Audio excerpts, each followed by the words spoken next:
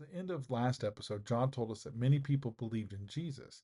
And this episode picks up in that same conversation with those same people.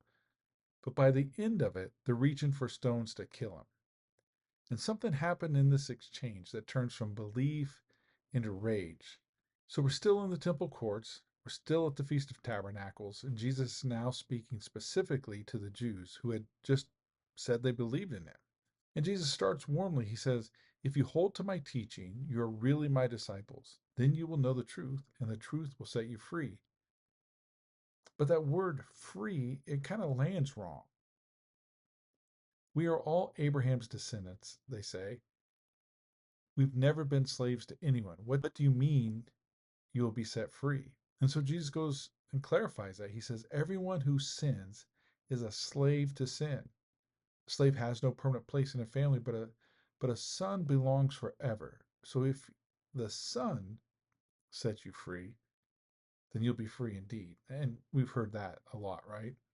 So he tries to make his point a little bit more. He says, I know you are Abraham's descendants, yet you are looking for a way to kill me because you have no room for my word. And so they lean on that ancestry again.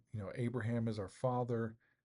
And he says, if you're really Abraham's children, you would do what Abraham did. Instead, you're trying to kill me, a man who has told you the truth from God. Abraham never did that, but you're doing the works of your own father. And they say, well, we're not illegitimate children. They say God himself is our father. But Jesus says, if God were your father, you would love me. You belong to your father, the devil. You want to carry out his desires. He was a murderer from the beginning. He says he was not holding to the truth. When he lies, he speaks his native language, for he is a liar and the father of lies. And Jesus goes on and says, which of you can prove me guilty of sin?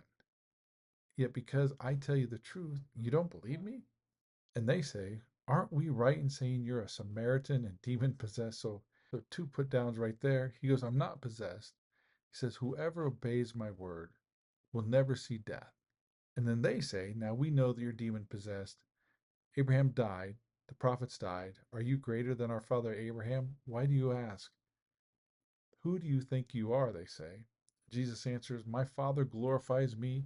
Your father Abraham rejoiced at the thought of seeing my day. He saw it and was glad. They say, you're not even 50 years old and you've seen Abraham? And then Jesus says, very truly I tell you, before Abraham was born, I am.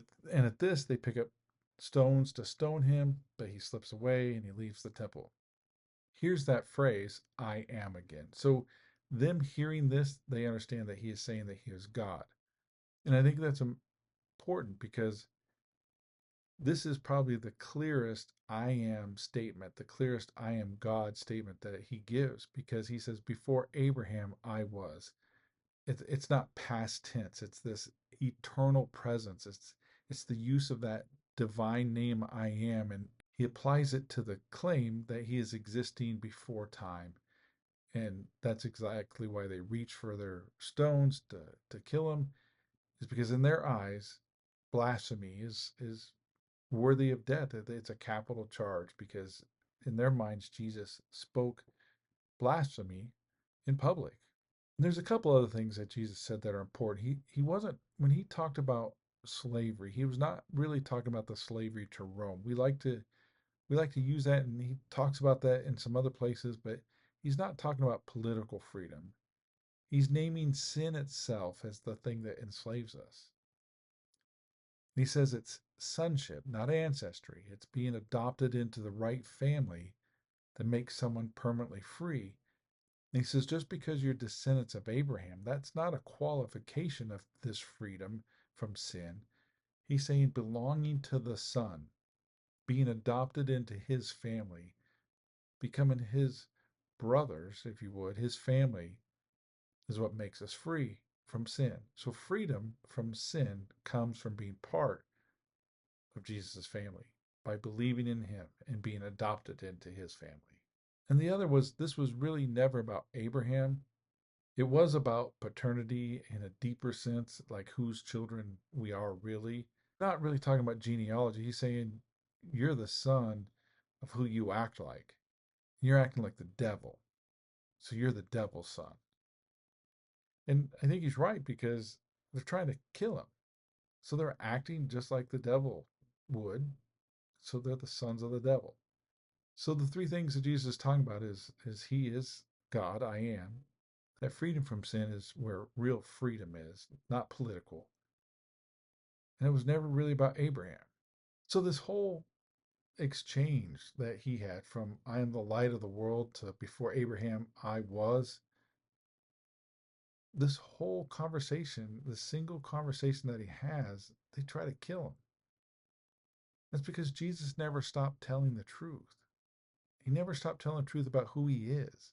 The problem is, it doesn't get any easier the longer he keeps talking. It gets harder as he keeps explaining it. Because truth doesn't always make you comfortable before it makes you free. And it makes us angry and it makes us do things that we would never do when that truth gets pointed at us. So, what's your truth today? Are you the son of who you're born to? Or have you been adopted into Jesus' family? And you can call him brother and God your Father. I hope it's the latter. I hope you've been adopted into Jesus' family and you are following him. Grace and peace to you. God bless you. Have a great week.